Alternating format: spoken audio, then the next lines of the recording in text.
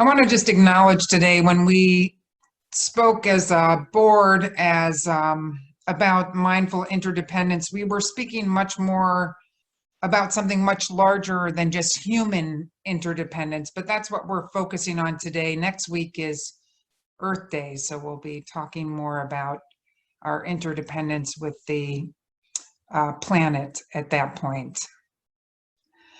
So I just had a conversation this week with my friend Russell. Russell's mom grew up in Kansas in the early part of the 1900s. His parents and his extended family were pillars of the local African-American community where they lived. And at that time, in the early 1900s, up until the point when their family moved to the Twin Cities, it wasn't uncommon in her hometown to have African Americans be harassed or accused by white folks. Unfortunately, we see that continuing with not just African Americans, but other people of color today. So in that community in Kansas, they looked for one another and they created a place where those who needed it could find shelter and safety. And the family home of Russell's mother, along with others, provided a refuge and hospitality to those who needed it. By the time Russell was born, the family had moved up north to St. Paul's Rondo neighborhood, which is right near where I live. And Russell often tells stories about his mother and all that she taught him and his siblings. He's a beautiful storyteller. And he recalled a phrase that his mom would say as she went up to bed at night. She reminded them, make sure you unlock the back door before you come to bed. The first time I heard that, I was so confused because I was always instructed the opposite. I was instructed to lock the door before I went to bed. And I asked Russell, why would she say, make sure you unlock the back door before you come to bed? And he said that she taught us that you never know who might need to come in, and that her home and their home was always open. My guess is that some of you may have left your doors unlocked in your childhood homes, or maybe even now. Perhaps it's because there was no good reason to lock them. Maybe everybody in your hometown left their doors unlocked. But what struck me about Russell's family is that they didn't leave their door unlocked for their own convenience. They did so with the recognition that we are interconnected and with the intention of making their home available and open to those who needed it. I have to admit, I think it's a little strange to speak of open doors at a time when we're all asked to social distance ourselves from one another, to talk through that screen door or glass door versus actually coming into people's homes. I have to bring myself and all of you back to those not so distant days when we would be together on Sunday mornings and throughout the week. I have to return to the congregational conversations we've had about wanting to grow, and this is just growth more than in numbers, but also in our own faith exploration and in challenging ourselves to act with loving kindness and learning about working towards greater equity and justice, both for our planet and for all of us who occupy it. Katie has reminded us that Michael Servetus's community of all ages is crucially important in times such as this. As a Unitarian Universalist congregation, we are different from civic-minded groups or arts groups or social justice organizations that we're connected to. What makes us different is that this organization, this community, this gathering of people of faith can literally save lives. And I've heard you speaking about that in the past. Being part of a faith community that prioritizes authenticity and courage and spiritual growth and compassion and love can literally be a lifeline to those who are on the margins or are seeking or just restless and desiring an unconditional connection in their lives. Our community provides solid ground in our lives that are often prone to being off balance, especially in turbulent times and unknown times such as this. So I'm going to return to my friend Russell. Not only did his family leave their door unlocked at night, they opened up their dining room table as well. And Russell's mother, he would describe, would prepare these large family meals, and there was always food enough for everybody, but he was quite clear to say there were never leftovers. And he smiled as he told me that on some nights, he noticed that his mother was making more food than usual, and his young mind would imagine larger portions and maybe even seconds. But instead, he said that when his mom was cooking more, it meant that she actually had invited somebody to join them for dinner. And she didn't discriminate in terms of age or race or gender or education or occupation or anything else. He said his mom would always seat the guest at the head of the table and make sure the kids practiced their manners. She always thanked their guest for joining them. And Russell reflected on how these dinners expanded his sense of humanity. They increased his understanding of the world beyond his own home, and they enriched his life. Pastor and writer and activist John Pavlowitz speaks of our current time in history, and he notes that it is a time filled with division and tension and leadership that is fueling fear and hatred of one another. In his book, A Bigger Table, Building Messy, Authentic, and Hopeful Spiritual Community, he acknowledges how there's so much to grieve over, but he also reminds us that there's even more worth fighting for. He uses this metaphor of a bigger table to express all that faith communities can be in this world. He says, I still believe in the bigger table, but it's more difficult than ever to keep that faith, probably because the resistance to it is so great. We have to be resistant to that resistance. In the face of loud hatred, we need to be a louder, more loving response. He says we have to become activists of goodness. So how do we become activists of goodness, mindful of our interconnectedness, actively resisting the pull towards separateness and fear and closed-mindedness? I like how Katie reminded us that we need to act in ways that both acknowledge and strengthen the many threads of interdependence that weave together to make community. To be mindful that we need to be awake and aware and conscious and focused and present to this counter-cultural call of interconnectedness. John exclaims, I want to be at a table big enough, but really it's not up to me alone. It's in the hands of you. From wherever you find yourself standing and however you align yourself and whatever you see your personal calling. It's about the eyes with which you choose to see this life, this world, yourself, and each other.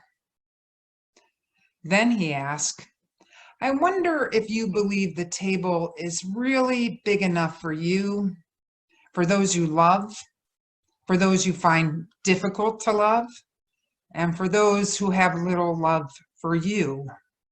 Because ultimately, if you do, you have a decision to make. You're either going to be a builder or you're not. I guess we can all purposely decide to push ourselves beyond the reactive shields of self-protection and fear and rugged individualism that permeates many in our society. We can continue to have the opportunity to provide shelter and refuge to those who seek a spiritual home. We can always continue to expand our embrace and metaphorically open our doors and tables wider, recognizing that this is an antidote to many of the ills of our current culture. We can be resistant to the resistance. We can choose not to stay behind closed doors, unwilling to be changed or to change, but instead to embrace the light of truth and the warmth of community and the fire of our shared commitments. I hope we never let division, hatred, and greed be the last word. I hope we see ourselves as activists of love and care, compassion and equity and justice. Our faith in our community can and does change lives. And we, you, are the ones who support it, who kindle its flame and assure its future. May it be so. And amen. As we've been doing in these times together, we have an opportunity for a few moments of discussion and reflection. And so Katie and I were wondering, how does mindful interdependence resonate with you? What do the words conjure up in your mind or your heart or your spirit?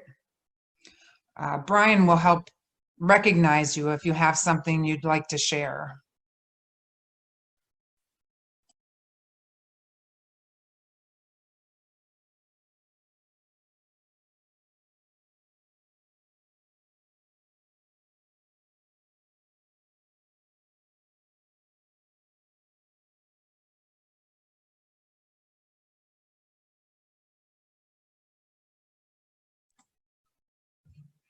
You can also just share if the thoughts of what Katie and I were talking about has stirred any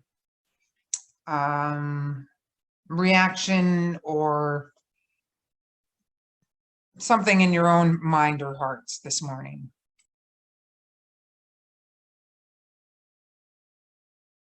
See, Jamie?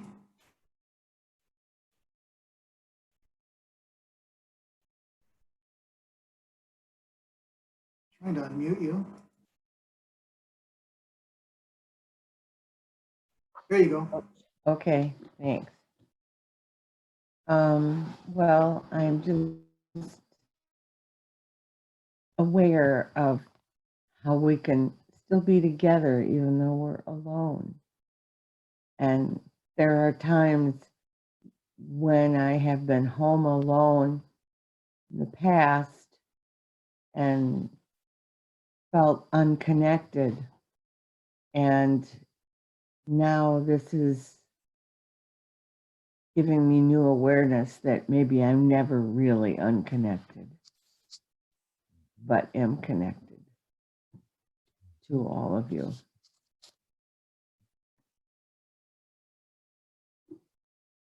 Thank you, Jamie.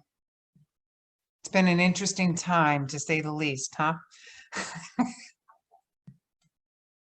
See, Ed and Kathy? What I'm noticing is that we are interconnected and interdependent, and we're realizing more and more just how interdependent. I think for the people who are minimum wage employees that most of us never even see, the cashiers, the people who collect the trash, the people who provide services at various restaurants, you know, we are understanding that we're dependent on so many people we encounter every day, and so many people behind all of them in the transportation and food chain, that I don't think that we often take them for granted. And I'm hoping that as this virus runs its course and we get back to a new normal, that part of the new normal is that we're much more aware and appreciative of those we depend on. I see that Lynn wrote that to me, it means choosing to be in community and investing in that community. And Katie wrote, I am reminded that I also have to reach out. See the Ray family? Go ahead and unmute. So for me, the concept of interdependence, some of you will not be surprised that I'm connected back to Buddhism. The Buddhist concept of being one with the universe, for me, it really hit home at one point a while back that those things are connected. The idea that we are one because what I do affects you and what you do affects me. And that in that sense, we are one. Not that literally there aren't separate beings, but that how we you know, what we each do affects everyone else together. And so for me, that is truly brought home throughout all of this as well. Thank you, Brock. I see that Leslie Visage said we're stronger together than we are alone. I'm going to just open it up if there's any last few comments so that we can just keep rolling this morning, being mindful. Not that you're going to Easter brunch together or anything, but that you might be connecting via Zoom or other ways with your family.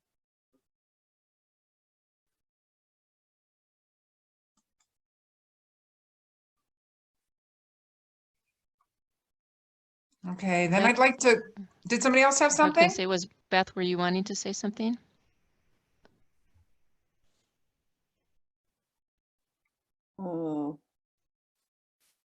Am I ready to go? Yep. Yeah, I have been, I really welcome this conversation today. I've been thinking and trying to write about this very thing. With Earth Day coming up, I just keep thinking we are of the earth, and through all of our time on it, we have layered our lives with so much imagined reality that we're so far from the actual reality of our physical being, which includes our need for each other and our relationship. And that perhaps in this time we, you know, will get a curiosity about what that means, and come out of all of this transformed in ways we would never have dreamed of before. Anyway. Thank you, Beth. I also see Richard Hardew wrote that he's been checking in on friends and relatives by phone and email. There is that sense about looking to the others and staying connected. So thank you, Richard. See, Sam was maybe wanting to speak. Hello, yes. Something that happened this last week. Close friend of mine from high school, her youngest daughter came down with the coronavirus. And of course, she was at home by herself. No one could go visit her. Lots of anguish by my friend and her family. And she did tell us about quite a very good write-up that she gave over Facebook. The outpouring of all of her friends was just astonishing. We found out a couple of days later, or she did find out a couple of days later, the doctors had diagnosed that she was really, well, she had gone through the beginnings of it, but that she was getting better. And the prognosis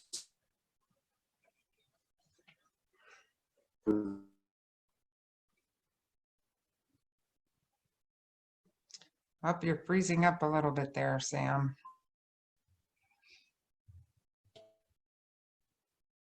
We may have to move on. Is he frozen for others as well?